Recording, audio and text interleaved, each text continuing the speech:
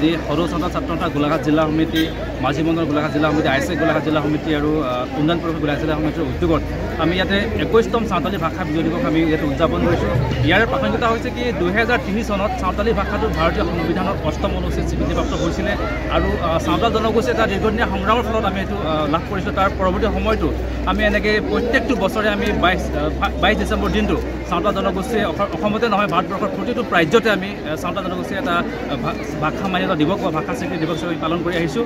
আৰু ইয়াতে আমি গোলাঘাট জিলাত আমি সৰুপথাৰ সম্পদ জিলাৰ আজি প্ৰায় আমি 3000 মানুহ ইয়াত একত্ৰিত হৈছোঁ আৰু একত্ৰিত হৈ আমি সাঁওতালী ভাষা বিজয় দিৱস উদযাপন কৰিছোঁ। আৰু ইয়াৰ পৰাই আমি এটা মেছেজ দিব বিচাৰিছোঁ অসম চৰকাৰক, যাতে সাঁওতালী ভাষাটো স্বীকৃতিপ্ৰাপ্ত ভাৰতীয় সংবিধানত দিলে, কিন্তু পৰৱৰ্তী সময়ত সাঁওতালী ভাষাটো ডেভেলপমেণ্টৰ কাৰণে সাঁওতালী ভাষাটো প্ৰসাৰৰ কাৰণে চৰকাৰে কিন্তু বিশেষ পদক্ষেপ গ্ৰহণ কৰা নাই। বিগত সময়ছোৱাত আমি দেখিছোঁ যে অসম চৰকাৰে সাঁওতালী ভাষাত প্ৰাক প্ৰাথমিকৰ পৰা পাঠদানৰ কাৰণে ব্যৱস্থা কৰিছে আৰু তাৰ কাৰণে অলচিকি লিপিতে তেখেতসকলে স্বীকৃতি প্ৰদান কৰিছে, যদিও বৰ্তমান সময়লৈকে কোনো ধৰণৰ শিক্ষাৰ ব্যৱস্থা কৰা নাই। গতিকে আমি এই মঞ্চৰ পৰাই আমি অসম চৰকাৰক দাবী জনাইছোঁ যাতে শীঘ্ৰেই সাঁওতালী ভাষাৰ ভাষা শিক্ষক নিযুক্তি কৰি যাতে প্ৰাক প্ৰাথমিকৰ পৰা শীঘ্ৰেই পাঠদানৰ ব্যৱস্থা কৰিব লাগে আৰু পৰৱৰ্তী সময়ত যাতে অসম চৰকাৰে বিশ্ববিদ্যালয় পৰ্যন্তলৈকে সাঁওতালী ভাষাত পাঠদানৰ আমাক সুযোগ দিব লাগে। আজি ছাত্ৰ গোলাঘাট জিলা সমিতি আৰু লগতে গোলাঘাট জিলা মাঝি মণ্ডল, গোলাঘাট জিলা উন্নয়ন পৰিষদ আৰু গোলাঘাট জিলাৰ সাহিত্য পৰিষদ, যৌথ উদ্যোগৰ সৰুপথাৰ সম্পদ জিলাৰ সমূহ ৰাইজৰ সহযোগত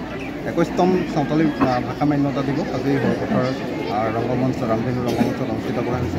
আৰু ইতিমধ্যে আমাৰ কেইবাটাও কাৰ্যসূচী হ'ল, লগতে শোভাযাত্ৰাখনি খুব সুন্দৰভাৱে হৈ উঠিলে। এই ক্ষেত্ৰত সকলোৱে সহযোগ কৰিলে, প্ৰশাসনেও যথেষ্ট সহযোগ কৰিছে।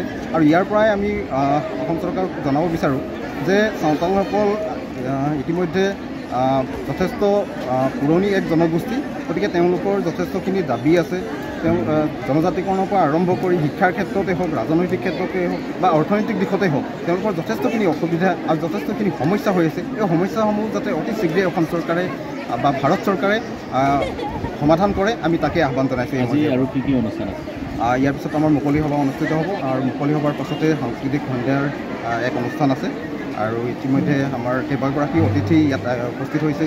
বিশেষকৈ মুখ্য অতিথি হিচাপে অভিযান ছাত্ৰসন্থাৰ কেন্দ্ৰীয় সাধাৰণ সম্পাদক দীপাংকৰ হেমব্ৰম ডাঙৰীয়াকে সন্মুখী কৰি বিশিষ্ট অতিথি হিচাপে আমাৰ সৰুপথাৰ সন্মানীয় বিধায়ক বিশ্বজিৎ ফুকন আৰু সৰুপথাৰ মহাবিদ্যালয়ৰ কেইবাগৰাকী অধ্যাপক ইয়াত উপস্থিত হৈছে, শিক্ষাবিদসকল আছে, অসম সাহিত্য সভাৰ বিষয়ববীয়াসকল উপস্থিত থাকিব। গতিকে আজি অনুষ্ঠানটোত সকলোৰে সহযোগিতাত খুব ধুনীয়াকৈ হৈ উঠিছে আৰু এই ক্ষেত্ৰত মই সকলোকে সহায় সহযোগ কৰাৰ বাবে পুনৰবাৰ তেওঁলোকক মই ধন্যবাদ দিওঁ।